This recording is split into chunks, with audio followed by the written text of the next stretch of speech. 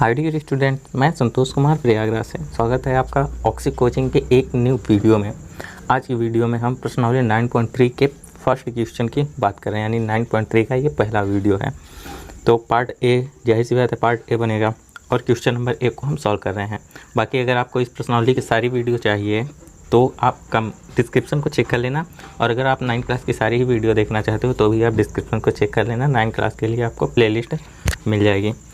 Video शुरू करने से पहले सब्सक्राइब कीजिए ऑक्सी कोचिंग यूट्यूब चैनल को और बेल आइकन को ऑल पे कीजिए, जिससे फ्यूचर में कोई वीडियो आप मिस ना करो। अगर आपने पहले से ही सब्सक्राइब कर रखा है तो थैंक यू वेरी मच। तो बात कर लेते हैं क्वेश्चन की कि आकृति 9.23 में, ये रही आकृति 9.23 में त्रिभुज ए बी सी की मध्यिका ए डी पर स्थित ई कोई बिंदु है, यानी कि सबसे पहले ए बी सी यह एक त्रिभुज है। अब इस त्रिभुज की मध्यिका ए डी पर ये ई कोई बिंदु है, इतना है। ए डी पर स्थित ई कोई बिंदु है। दर्शाइए कि हमें क्या दर्शाना है कि area A B E equal to area A C E, यानी कि ए बी ई इस त्रिभुज का क्षेत्रफल और ए सी ई इस त्रिभुज का क्षेत्रफल। हमने एक्स और वाई लिख दिया ताकि आपको बताने में आसानी हो। तो दोनों ही त्रिभुज का क्षेत्रफल आपस में इक्वल होगा, यही हमें प्रूफ करना है। तो बहुत ईजी है यार, ज़्यादा कुछ भी नहीं करना। स्टार्ट करते हैं इसका हल यहाँ से। तो सबसे पहले इसमें हमें ये पता है कि त्रिभुज ए बी सी में हम लिख लेते हैं कि त्रिभुज ए बी सी, हमें क्या पता है कि त्रिभुज ए बी सी में मध्यिका क्या है, मध्यिका ए डी है, ए डी है, ए डी है।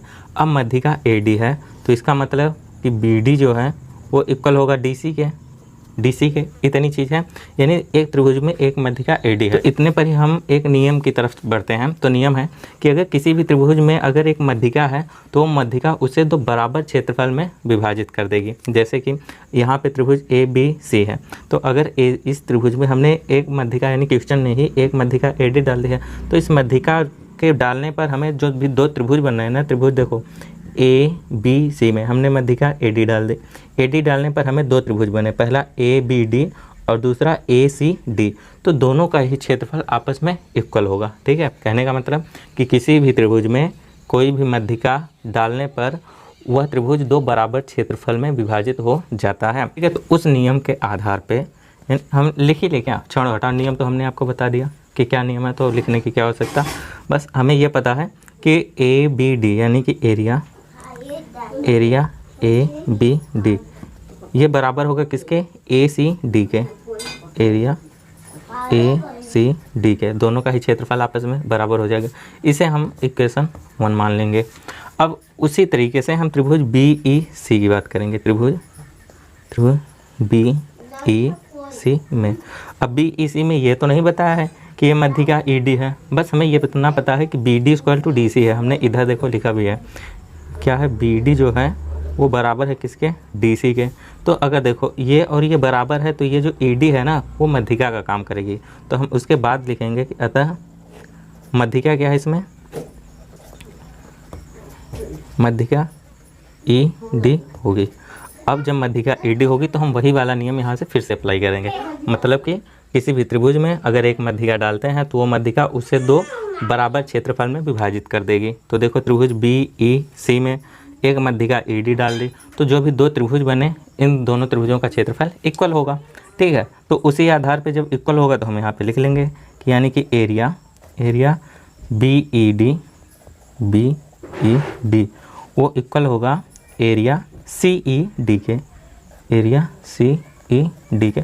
बहुत ही ईजी वाले नियम मेथड से बता रहे हैं। बाकी एक प्रमेय है, उस प्रमेय के अनुसार अगर हम बताते तो थोड़ा सा लंबा जाता। देखो ये वाली प्रमेय, ठीक है, अगर इस प्रमेय के आधार पे हम बताते तो थोड़ा सा, ज़्यादा नहीं बस थोड़ा सा लंबा जाता। तो अभी इस वाले क्वेश्चन में हमें इसकी आवश्यकता ही नहीं है, तो हम ऐसे ही सॉल्व कर रहे हैं।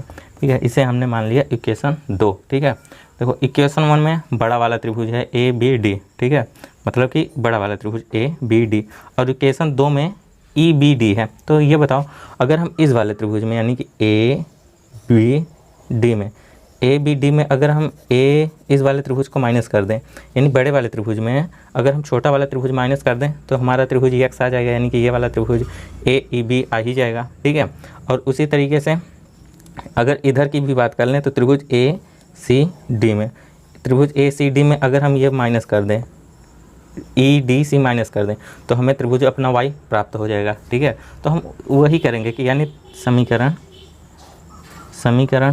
1 में 2 को घटाने पर, क्योंकि हमें घटाने पर ही तो अपना वो त्रिभुज मिल रहा है, घटाने पर तो हम सिंपल घटा देंगे। तो आपको पता है कि घटाते कैसे हैं दोनों समीकरण को आप, और जोड़ते कैसे हैं। LHS को LHS के साथ घटा देंगे, यानी area ABD minus area BED, हमने LHS को LHS में घटा दिया, इक्वल टू अभी RHS को RHS में घटा देंगे। तो सबसे पहले area ACD minus area CED। ठीक है, दोनों समीकरण को घटाने पर हमें ये चीज़ प्राप्त होगा। ठीक, तो अब हम देखो, यानी कि ABD में हमने BED घटा दिया, यानी कि ABD में हमने BED घटा दिया, यानी इस बड़े त्रिभुज में हमने ये छोटा घटा दिया, तो हमें अपना त्रिभुज X मिल जाएगा। तो चाहे X लिख लें चाहे ABE लिख लें, हमें कोई दिक्कत नहीं है। यानी कि हम इसके यहाँ से लेके यहाँ तक के स्थान पे एरिया ABE लिख लेंगे, एरिया ABE। और होगा भी यार, बड़े में अगर छोटा माइनस करेंगे तो यही तो बच रहा है ना, यानी इतने में इतना माइनस कर देंगे तो हमें इतना मिल रहा है। ठीक है, कई बार बता दिए यार। उसी तरीके से ACD में अगर CED घटाएंगे, यानी ACD में बड़े वाले, इसमें ACD में अगर इसे माइनस कर दें तो हमें ये तो मिल जाएगा, ये वाला वाई वाला मिल जाएगा। तो हम उसके लिए एरिया, इसके स्थान पर हम लिख लेते हैं ACE। ठीक है, ये चीज़ तो प्रूफ करना था, और क्या, यही चीज़ प्रूफ करना था। देखो क्वेश्चन में हम आपको फिर से दिखा दें, क्या दिखाना था कि area ABE equal to area ACE, area ABE equal to area ACE। Proof हो गया। हमें इस प्रमेय का उपयोग भी नहीं करना पड़ा। बाकी इस प्रमेय पर भी अगर इस प्रमेय के अनुसार लगाते तो भी हल हो जाता। तो आगे के क्वेश्चन पे अगर नॉर्मल हल होता है तो नॉर्मल करेंगे, वरना इस प्रमेय पर तो हम क्वेश्चन को सॉल्व करेंगे ही।